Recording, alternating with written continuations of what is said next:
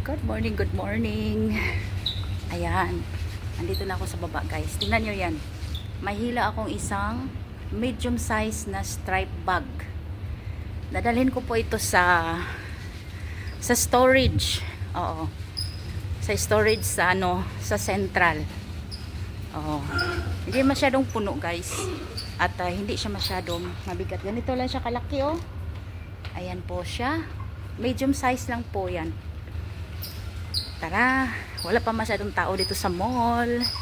At tayo ay dahan-dahan lang kasi parang yung gulong ko ay hindi na siya strong yung kanyang gulong ng aking trolley. Kasi matagal na siya. Oo. Pangalawang hatid na ito, guys. Pangalawang storage ko na ito. Itong ganito kalaki, ang babayaran po dito ay 100 na Hong Kong money, Hong Kong dollar.